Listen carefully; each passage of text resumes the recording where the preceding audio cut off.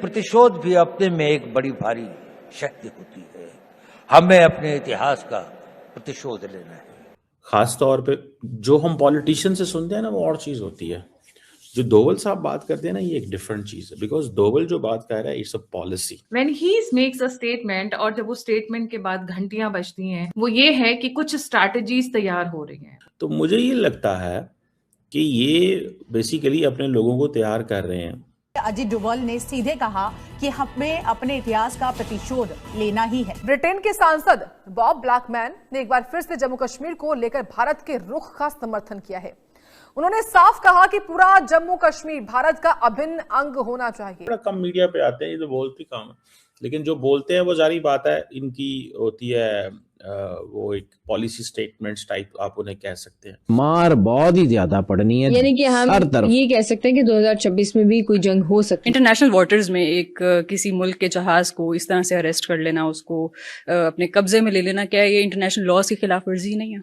देखिए, international laws की खिलाफ वर्जी तो है। दुनिया के तमाम ममालिक पर अमेरिकी फौजी हमले का हुक्म देने का इख्तियार रखता हूँ। सदर ट्रंप अखलाकी हुदूद क्रॉस कर गए। आप जानते हैं यूएई कह रहे हैं हमारे पैसे दे दो, तो हमने कहा कि भाई 1 साल और रुक जाइए। सऊदी अरेबिया ने कहा हमारे पैसे दे दो, तो हमने कहा 1 साल और रुक जाइए, अगले साल देखेंगे, यानी नेक्स्ट ईयर में देखा जाएगा। भारत की जो तमाम लीडरशिप है, अगर आप उनको सुने तो आपको पता चलेगा कि वो बड़ी सख्त बातें कर रहे हैं और अपना नैरेटिव एस्टैब्लिश कर रहे हैं। जय हिंद दोस्तों, हमारे राष्ट्रीय सुरक्षा सलाहकार अजीत डोभाल के भाषण ने पाकिस्तान को बुरी तरह से झकझोर दिया है। इसी पर पाक मीडिया की बेचैनी और वीडियो के अंत में रिएक्शन। अगर आपको पसंद आए तो लाइक और सब्सक्राइब करके कमेंट करिए। जय हिंद।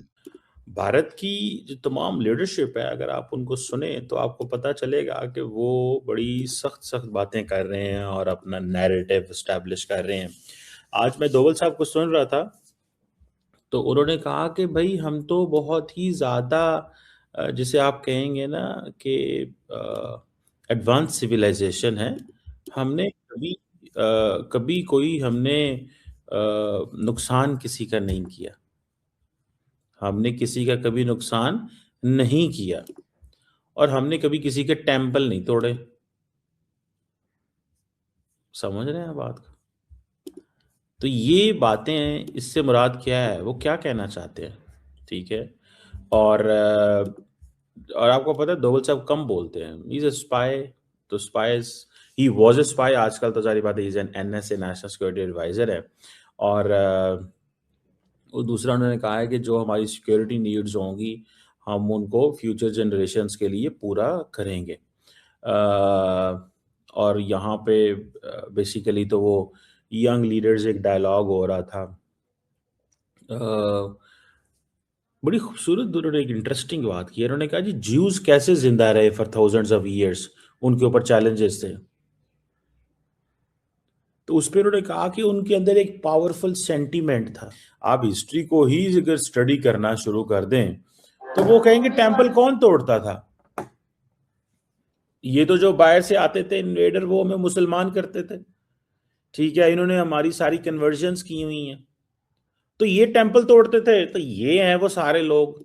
तो हम तो एडवांस सिविलाइजेशन, हमने कभी ऐसे, हम ऐसी, because there is a Hindu civilisation, there is a Muslim civilisation, there is a Christian civilisation. At the end of the day as an advance civilisation हमने ये काम नहीं किए, और ना ही हमने किसी की सिक्योरिटी को जो है वो खराब किया। हिस्ट्री ने हमें जो है वो एक लेसन दिया। फ्यूचर जो जारी बात है, जो फ्यूचर जनरेशन्स हैं, they are looking into it. तो अब वो कह रहे हैं कि बेसिकली तो हम विकसित भारत बनेंगे, ऑटो मोड पे चल गए। आज अगर नरेंद्र मोदी चला भी जाए, ये देखें ये पैगाम है, आज अगर नरेंद्र मोदी यहाँ पे नहीं होगा तो तब भी इंडिया जो है वो ऑटो पे लग गया है, मतलब तरक्की की राहें चल पड़ी हैं। ये बेसिकली क्योंकि इतने, ही is a third time I think, and is NSA है, थर्ड टाइम NSA है if I am not wrong. ये जो कुछ आज इंडिया के अंदर हो रहा है, मुझे लग रहा है कि लार्जली इंडिया की जो गवर्नमेंट है वो बेसिकली चलाने वाला जो बंदा है उसका नाम अजीत डोभाल है। Basically he is the brain behind prime minister Modi. और ये उन्होंने कहा हुआ है कि आप मीडिया पे ना जाया करें। ये भी बड़ा कम मीडिया पे आते हैं, ये तो बोलते काम है, लेकिन जो बोलते हैं वो जारी बात है, इनकी होती है वो एक पॉलिसी स्टेटमेंट्स टाइप आप उन्हें कह सकते हैं, या एटलीस्ट पता चलता है कि वो क्या हो रहा है। अभी ये कोई विकसित भारत यंग लीडर्स डायलॉग 2026 जो है उसको वो कर रहे हैं और इसको वो समझ रहे हैं, ठीक है। तो मुझे ये लगता है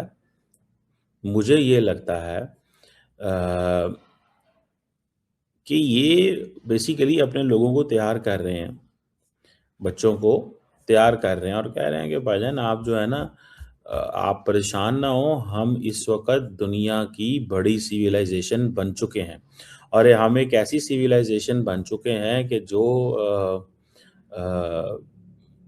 जो बेसिकली जिसको दुनिया देख रही है और दुनिया हमें एडमायर करती है, दुनिया हमें एडमायर द करती है। Ghost man of India Ajit Doval. मैं घोस्ट मैन इसलिए कह रही हूँ कि पाकिस्तान वालों ने नाम दिया है, हमारे लिए तो वो हमारे टॉप मोस्ट जेम्स बॉन्ड से भी ऊपर के क्लास के हैं।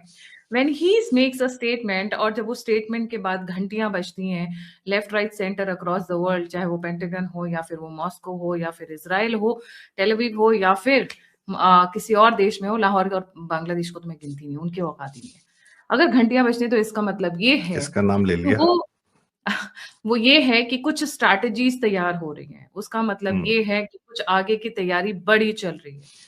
अभी अजीत डोभाल जी के जो आधे घंटे का भाषण था जिसके अंदर उन्होंने एक futuristic next couple of years में स्ट्रैटेजी क्या रहेगी हमारी सिक्योरिटी वगैरह को लेकर, उसमें एक बहुत बड़े बड़े बयान दिए हैं। Let's get started. हमारे साथ जुड़े हुए Sandeep Singh ji. Sandeep ji, a very warm welcome on the show. Let's get started ji.